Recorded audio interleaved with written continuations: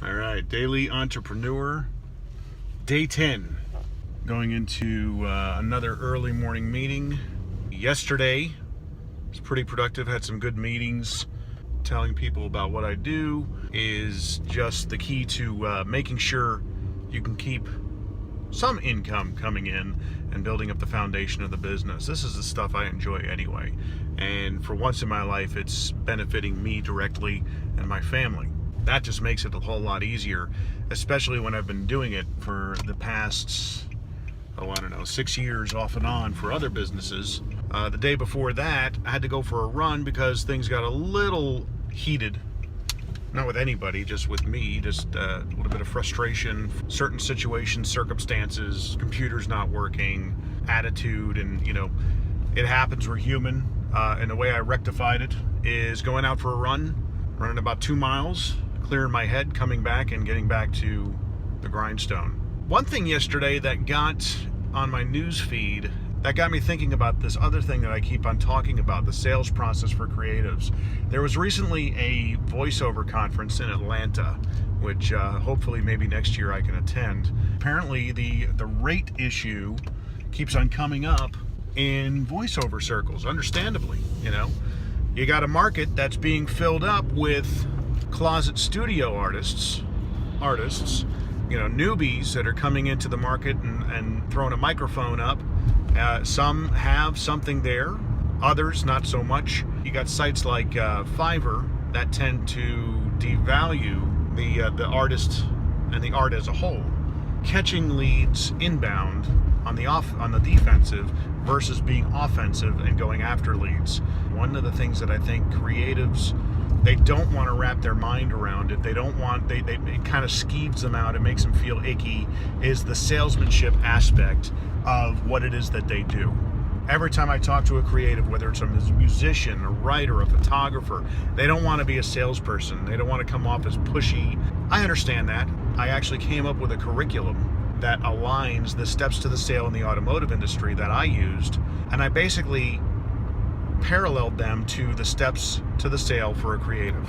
Ultimately, the steps to the sale are to teach somebody how to get past that initial rate question. What are your rates? What do you charge? How much for this? In the car business, that was just a customer that was looking to shop you. They weren't interested in value, and it was my opportunity to try and get them into the store.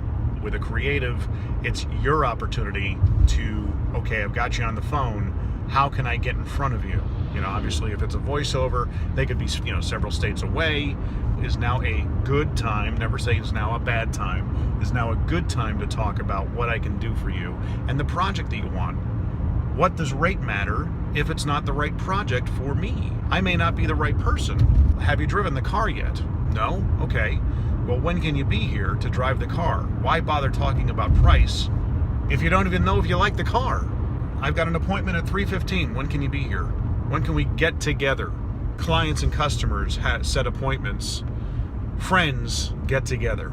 Now, getting back to the rate question, it's not a rate issue.